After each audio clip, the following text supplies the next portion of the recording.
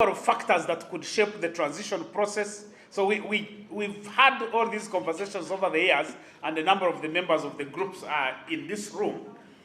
But in 2021, we decided to synthesize the work that we had done into a paper called Uganda Political Transition Scenarios to 2026 and beyond. We are already looking at the idea that we would have elections in 2026. So we wanted to understand what would the situation look like as we move to 2026, and then the elections, and then after the elections. So we are trying to think and project the future, because that's what scenarios work does. Based on that work, we framed the 3 scenarios that could happen. First is what we call the flying crane scenario. The flying crane scenario is basically the scenario where, given our historical circumstances and the things that have happened, that we as a country will come together and sit on the same table and discuss the future and agree on how to move forward. So that is the flying crane. That the conditions are available for everybody to sit on the table, including those who do not like each other. Because at the end of the day, we don't have to like each other. We just belong to the same country. We are Ugandans, nothing that can change. That's a historical fact. The fact that we are Ugandans, you can't change it. So the idea was that we could sit on the same table and be able to talk about the future, and therefore that would signal a peaceful transition into the future. The second scenario is what we characterize as the storm in the teacup. The storm in the teacup is really a situation where things are changing, but they are not changing. The more things change, the more they remain the same. So you have the economy is not doing well, the insecurity is prevalent. You are looking for jobs, you can't find them. So you can find if you are looking for the good things, you can find them. If you are looking for the bad things, you can find them. And therefore, you are moving, but you are not moving.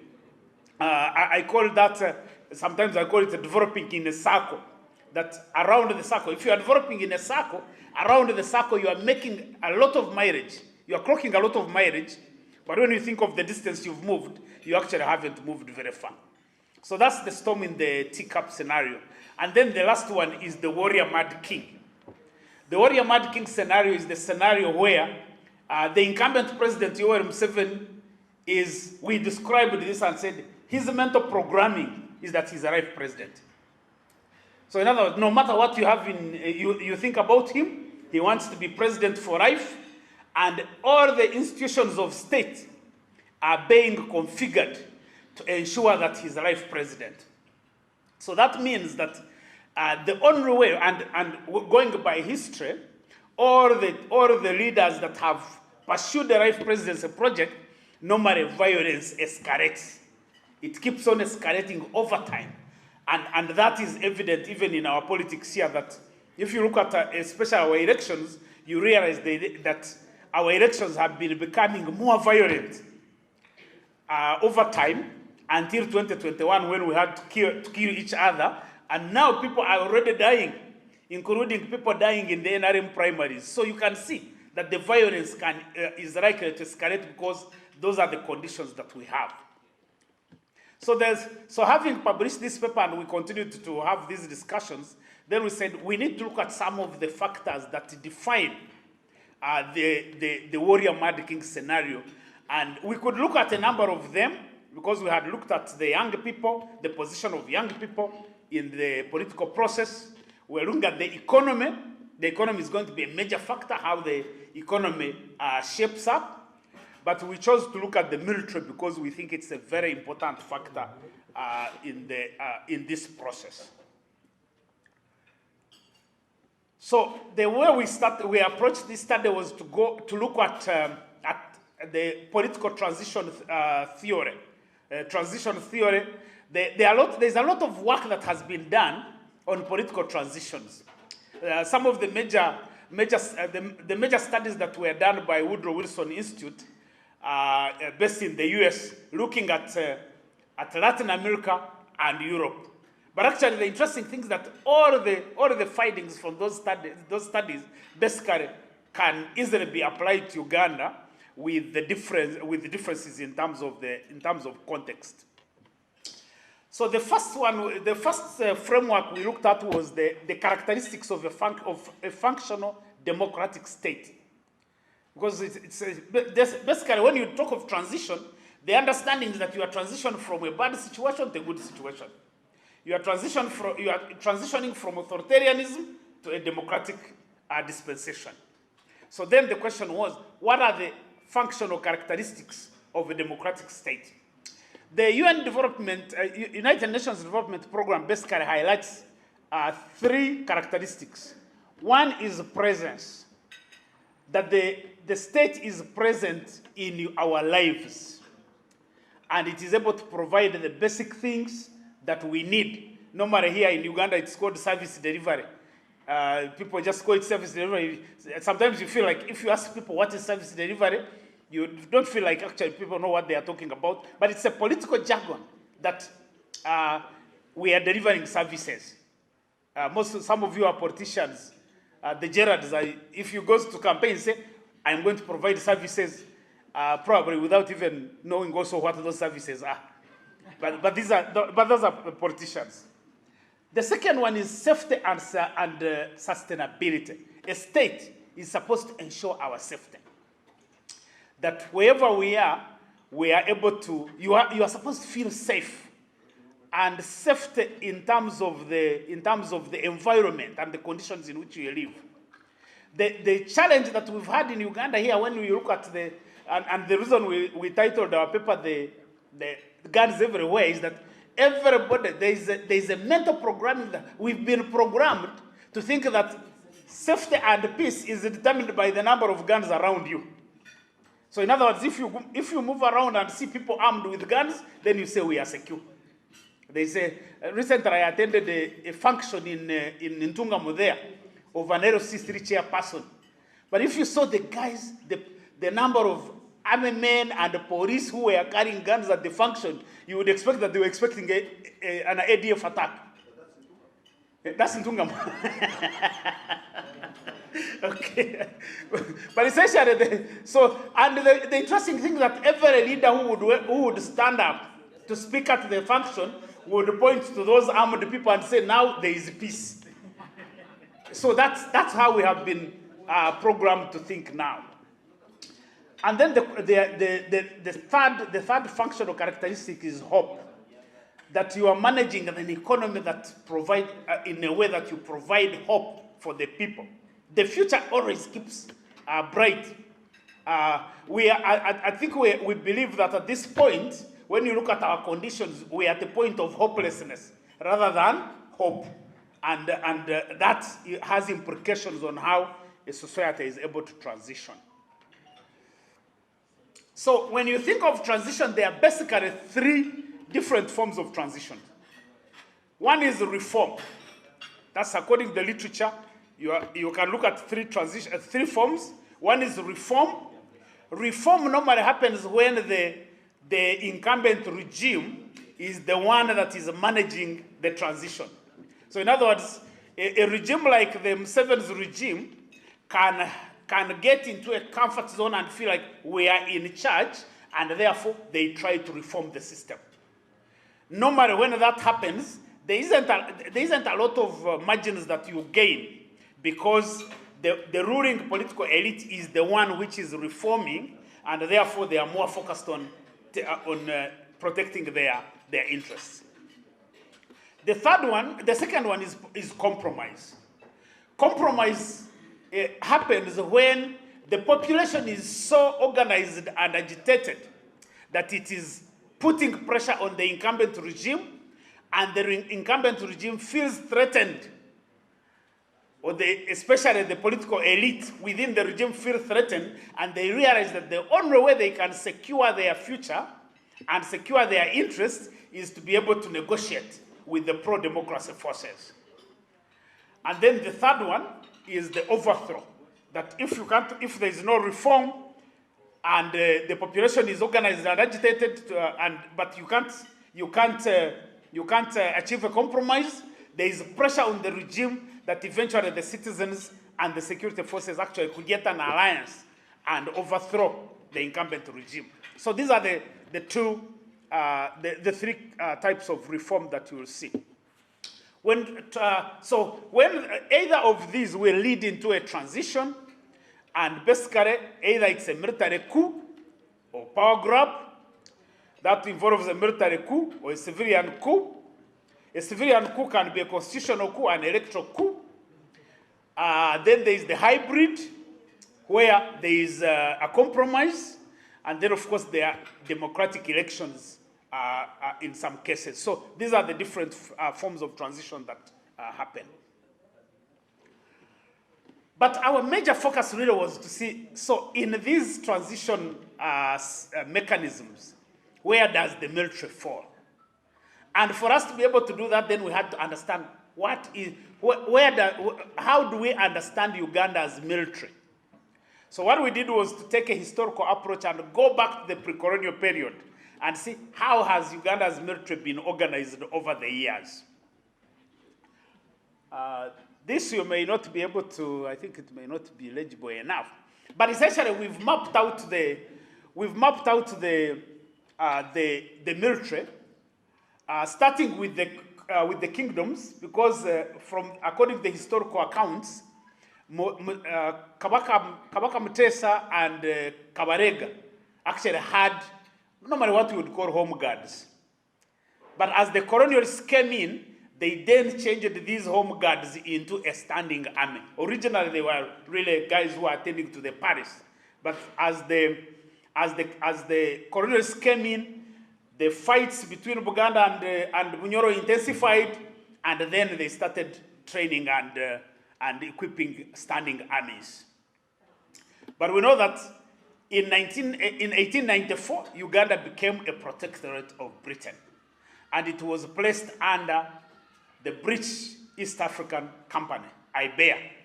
Yeah, I'm sure even the young people who do, I don't know if they still do the history, where we study IBEA. But essentially, IBEA had a contract to manage Uganda. So Uganda was a business of the British, managed by a company called IBEA. For the NRM people, I normally say that my understanding of NRM is like the contemporary version of IBEA. That you have a country, it's run as a business, and this company is meant to be able to ensure everybody is engaged in the production of goods, mainly products.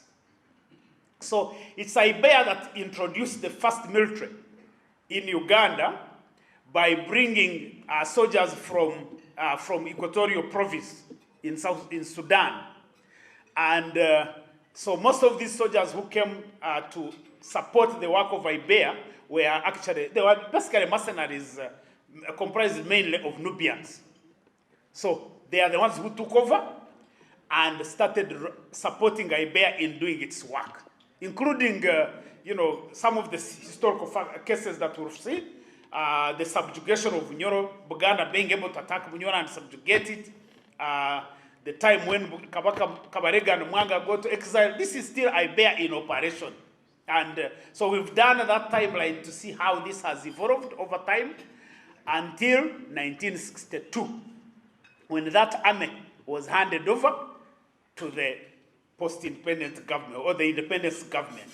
That army is handed over now as Uganda Army. So what was King's African Rifles is now called Uganda Army, and we basically start from there, from independence. So up to 1962, the Uganda Army is mainly the characteristics. Some of the characteristics are it recruited many as mercenary force, substantial involvement of foreigners, mostly Nubians. For most of the time, it's owned by IBEA. It's under the absolute command and control of the governor, and this is what is passed on at independence. So essentially, we inherit an army, and you'll see that this process actually continues over the years. So after independence, then we look at the military from 1962 to to 1995. These are basically our timelines in terms of how we do this analysis. So what we see from independence is an army that deeply gets into the politics of the country. First of all, I should mention that as early as 1964, that's when we had some changes within the military. The Armed Forces Act of 1964 was like the most significant legislation after the Armed Forces Ordinance of 1957. So the Armed Forces Act of 1964 organizes the military into the Air Force and the Land Forces. In 1966, we have the army attack the Kabaka's palace. And therefore, and normally that is, 1966 is a defining moment, because then it is defined as the moment when the army becomes a big question in our politics.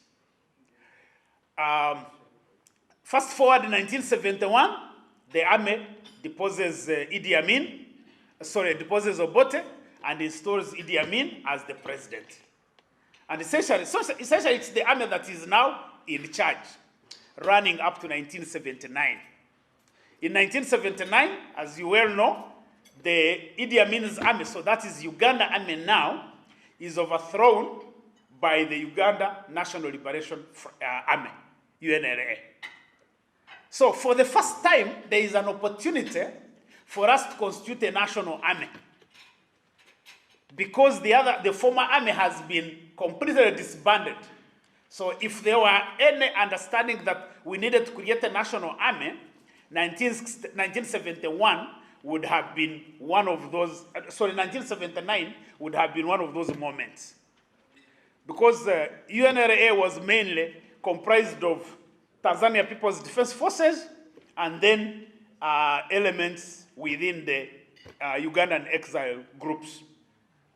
But what happened in 1979 is that guys who were already focused on power, and in particular President Museveni and Oito Jok, realized they needed the armies to be able to have an influence on the power structure of the country. So both of them started recruiting their own armies. So by the time of the elections in 1980 December, Oito Jok had recruited 36,000 soldiers, and Museveni had recruited 24,000 soldiers. So basically, you have soldiers or armed people that are aligned or loyal to these individuals. So after the elections, and you know the elections, again, we have the military, it is still in charge, because that's the military council. The military council is the one which organizes the elections, and we know the stories around them, no matter the contestations, that the military council is the one that organizes elections and hands over power to Obote. So you can see that consistently, the army is able to hand over power to you and take it when they want it back. So that's basically what you see throughout the history. So in 1981, Oito Jok's group became the UNRA. Museveni's group transforms into a rebel group called NRA. I don't know, General, if you were already in that group. Not yet. But essentially, that's how the structure is moving as the military. So we have a 5-year war. One important anecdote there is that Oito Jok died in 1983 in a plane crash, in a helicopter crash. So because, and you can see that because the army that had been recruited was recruited by Oito Jok, once Oito Jok died, it was difficult for Obote to control the military. And therefore, the conflict started emerging, and eventually there were disagreements within the military, and Obote is overthrown by Tito Okello Lutwa, who is eventually overthrown by Museveni and the NRA.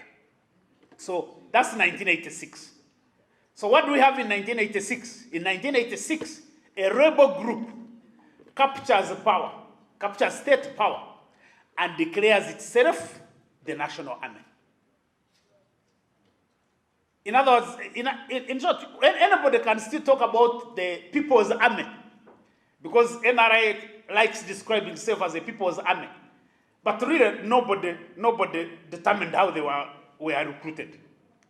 So someone sat down, worked out a project, recruited an army, went and fought and captured power and declared his group a national army. And sometimes these are hard facts that people do not want to talk about, because in this country, one of the things we found out in the research is that it is very, very sensitive to talk about UPDF or NRA and not call it a national army. Very, very sensitive. But those are the facts. Those are the facts, because this is someone's army.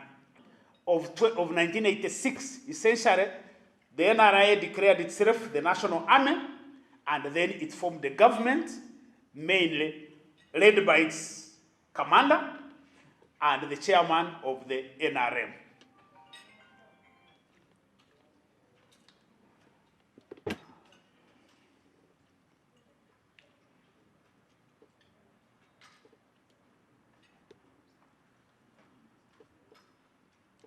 So one of the things I would want to emphasize is the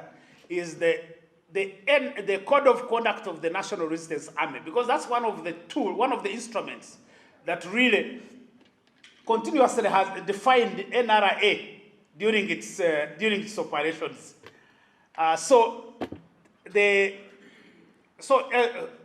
No matter the challenges, the NRA was known as a disciplined force. One of the things that we found is interesting is that where there was insurgency, in areas where there was conflict, actually NRA was as brutal as any other force. In areas where there was peace, you could definitely see a force that was very pro-people, very friendly, and it was fun being around them. But when you start looking at the conduct of the NRA in eastern Uganda, in northern Uganda, and now some of the cases we've seen in Kasesa and others, you realize that actually NRA is an army. It's like an army like any other. So the question of discipline is something that still has to be interrogated. Is the NRA disciplined because it's operating in a good environment? Under pressure, can it still maintain the same level of discipline that normally is attributed to it?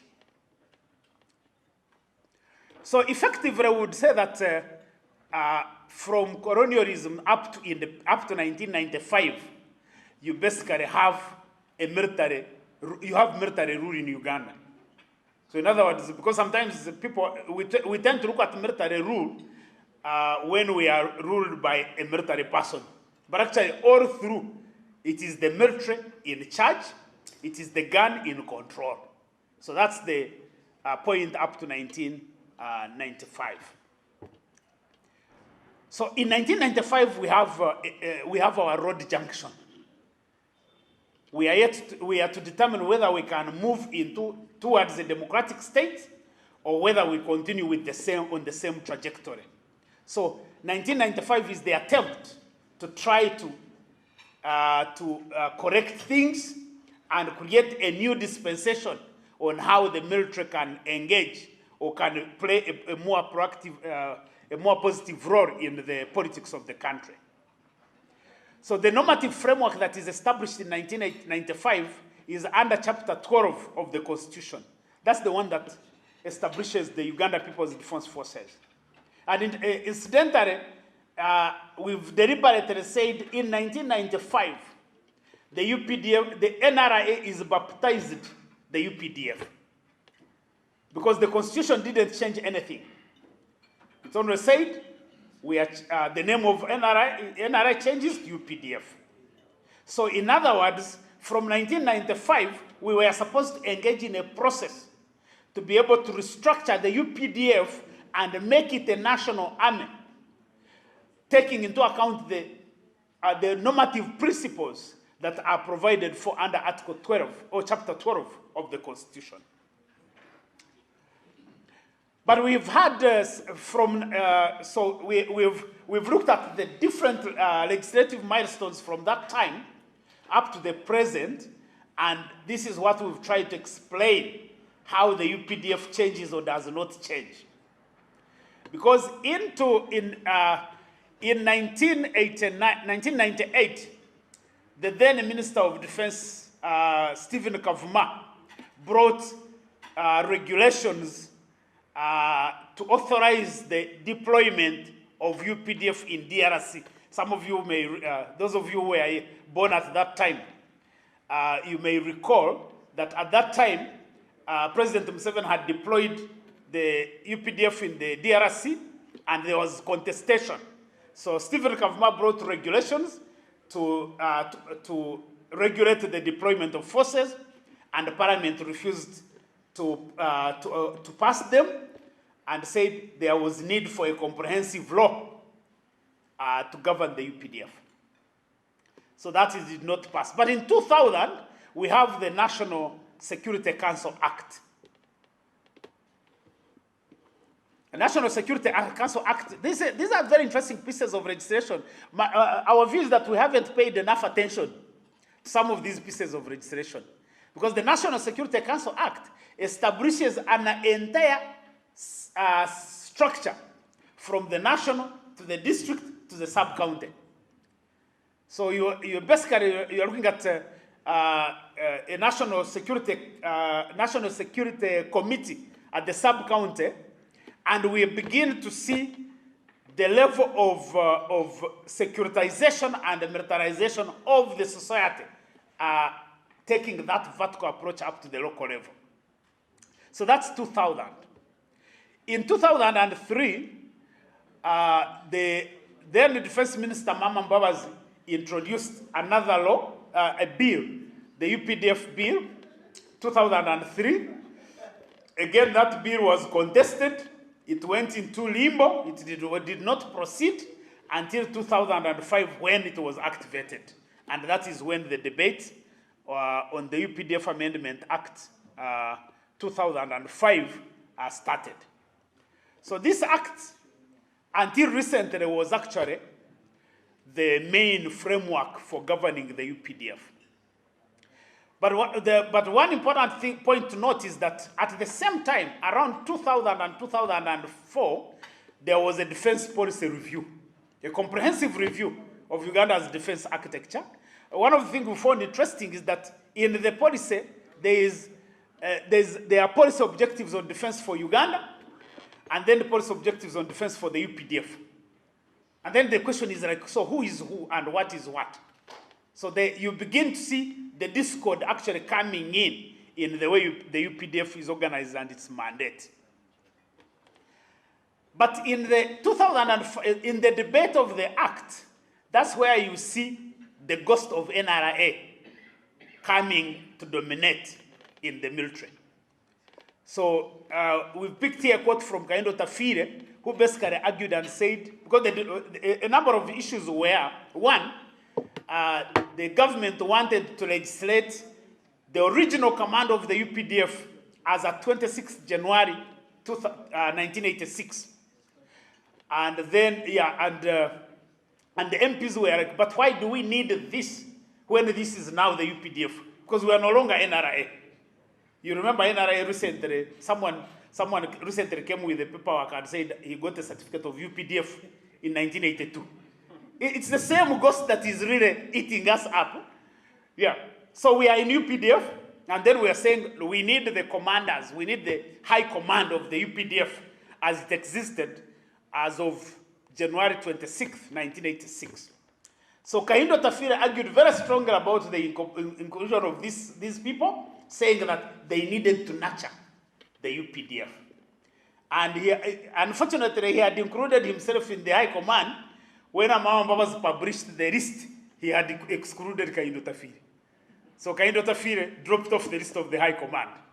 So essentially what you have here are the list of the high command and then senior army officers as they existed as at 26 January 1986. So these are you'll find them in the law. And they have remained up to today.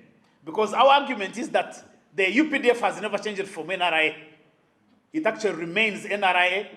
By its DNA, it remains NRA. You have had a number of things change, but the real architecture and the DNA of this army is the NRA.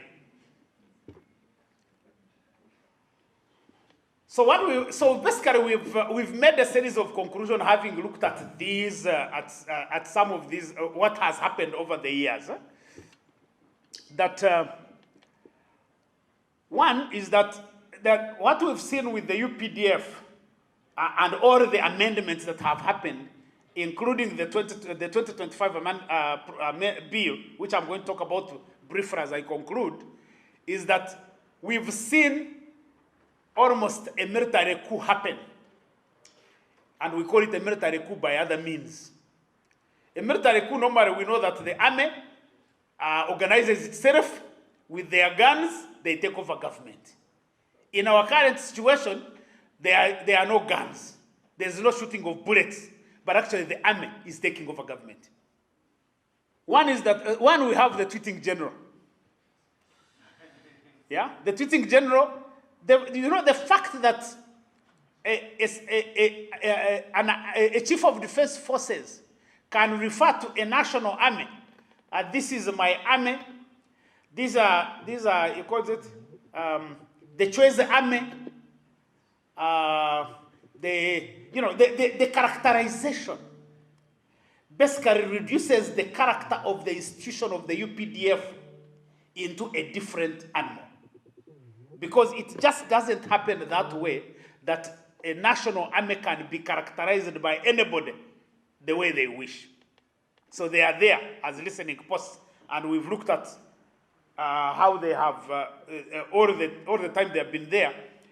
When you see the changes, when you see the changes that now, from the junior officers, all you see now is that at this moment, you actually have 4-star generals in the parliament. So that has been changing again.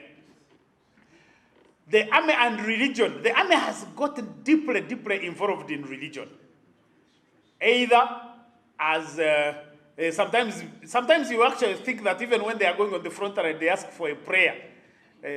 This country has become so prayerful. I have been protesting the prayers as an agenda item, because I said no. General, don't feel bad about it. I always say every agenda item is supposed to be discussed. So you can't have an item on the agenda which can't be discussed. But the point I'm trying to make is that when you look at the UPDF now, there is a way it has tilted towards more of spirituality. Whether that is good or not or bad, we are not really making any judgment. But to the point where you have a person of Erueru's character now running a church, and it's kind of like confusing, by the way. I don't know whether you guys get confused like me, because you see, so you see the army functions, there are all these clergy people, and you feel like there's that capture. We've looked at the army and the cultural institutions, very deeply involved. Some of the chiefdoms now are run by army officers, and we believe that that's not by coincidence. And then, of course, we have looked at how the army has taken over the public service administration.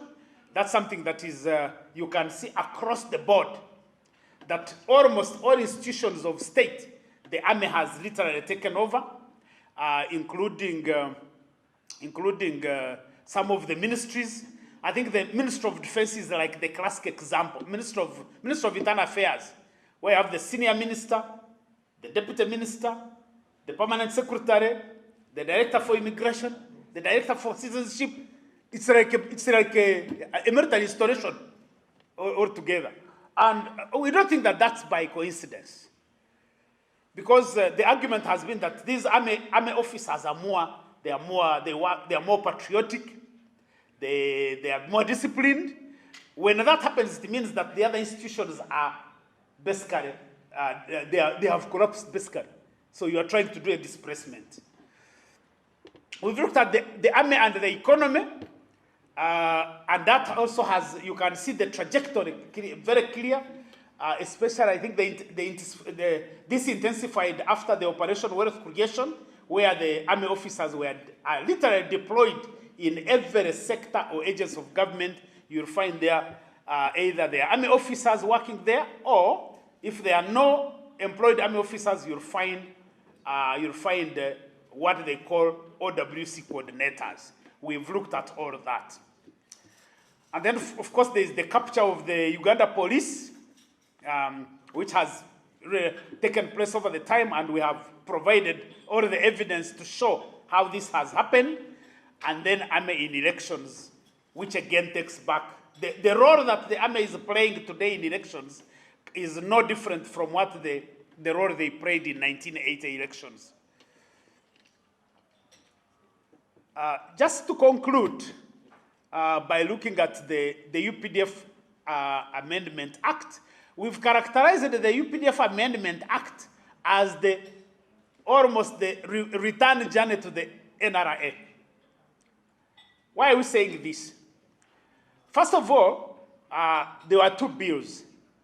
The first bill of 2024 was actually the most important aspect of that bill at that time was the introduction of health services initiative, or the establishment of health services for the UPDF.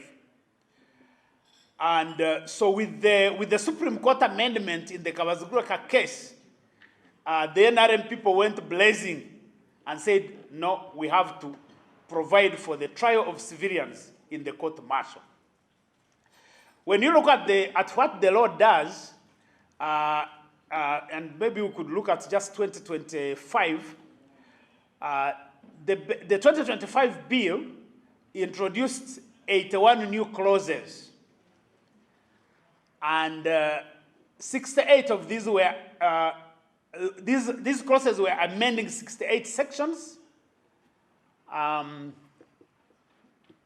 53 by amendments, but also repeal of 15 sections. Normally, ordinarily, if we are really running a smart system, this is a law that would have required a repeal of the previous law and enactment of a new one. Yeah, because you see, it's not very easy to debate a bill that is amending a previous law to this extent. All you do is to confuse those MPs and make sure that they don't pay attention to what we are doing. And because everybody, all the MPs, including all of us, focused on the trial of civilians. But essentially, the most important aspects of that law are not about the trial of civilians. That's just a consequence. It is not the problem. What is the problem with the law? And why are we saying that it is a return to the NRA? One is that law changes the composition of the UPDF. Because under the 2005 Act, the UPDF is comprised of two segments, the land forces and the air force. In the current law, they have codified the special forces as a service. Remember that in 2005, one of the most hotly debated issues was the Presidential Guard Brigade. If you remember the PGB, that was one of the issues that was debated hotly. And Amama Mbabas had to come out and give assurances to the MPs that there was no attempt to legislate the PGB, because then it was considered a presidential protection unit. Once the law was enacted and the PGB was excluded from the bill, the regime went ahead to construct the SFC into the force that it is now. So in other words, you can comfortably say that that is an illegal outfit, because the Constitution is the one that the Constitution provides that it is the Parliament to prescribe the composition and function of the UPDF. So what the President has done is to ask MPs to basically endorse what he has done over the last almost 25 years. The second issue that was debated intensively in 2005 was the reserve force. Because MPs were asking, why do you need to register the reserve force? Because reserve forces, in most cases, these are retired officers who have gone back to civilian life. There is a mechanism for recalling them when there is need. So again, that was rejected by members of parliament. But what the regime did is after the law, they went now under the Ministry for Veterans Affairs and constructed a whole service called the Reserve Force with the structures up to the sub-county level. In most cases, if you look at places where there is election violence, the Reserve Force is one. Members of the Reserve Force are some of the elements that actually perpetuate election violence at the local level. But these are structures that have been organized outside the law, and then the law now comes and endorses them. So that, for me, that is significant. Number two is what we've called the escape clause. There is a provision called auxiliary forces in that law, where the president as commander-in-chief can co-opt any group of armed, any group that is trained anywhere and make it part of the UPDF. And you know that's what has happened. The LDUs, the Amuka boys, the different groups that have now, they go, in other words, I can go and start my militia group and train it, and afterwards it is incorporated into the UPDF. When that happens, it means that it is happening outside the law, because Parliament is supposed to prescribe how you recruit and train UPDF officers. So it's a very dangerous clause. We can assume that Museveni would not use it, but a President Kamara can just bring all these groups into an army without following the right procedures. Number three is the fact that this law did not sort out the Defense Forces Council and the High Command. And again, this is one area where we don't pay attention. Under the Constitution and the National Defense Policy, the UPDF is supposed to be subordinate to civilian authorities. But what does that mean? How is that subordination expressed? In principle, the Defense Forces Council should be the civilian institution that prescribes policy and structure of the UPDF and how the UPDF is governed. That's the Defense Forces Council. So that's where you would find your civilian authorities. The High Command is the command of the army, which deals with command and control and administration. The trouble with our legislation, right from the 2005 Act to the current one, is that the Defense Forces Council, other than the president, the minister, the state minister, and I think if I recall the permanent secretary, Minister of Defense, other than those three, the rest of the members of the Defense Forces Council are the members of the High Command. So in other words, practically, there is no difference between the High Command and the Defense Forces Council. One would have expected that the legislators would have been looking at that to make sure that this underlying principle of subordination of the military to civilian authorities is achieved through the legal structure. And then, of course, the last one is what we've characterized as the unlawful combatants. With the UPDF Act, the 2025 Act, each one of you is an unlawful combatant. So in other words, if anybody is holding a gun around you, we can arrest you. It depends on it may depend on the mood of the arresting officer. But essentially what the law has done is to say, if you are connected to someone with a gun, if you are holding a gun, you do this, basically, you can be tried in the court martial. And but the major implication of this is that the regime itself has no trust in the civilian judiciary institutions, and that is a crisis. So in other words, there are two things that have happened, and that is That's what I will end up with. One is that the most important conclusion from this study is that over the years, President Museveni has constituted a completely parallel military government that is parallel to the civilian government. So on the civilian side, there is an executive, and that is our biggest question of the day. So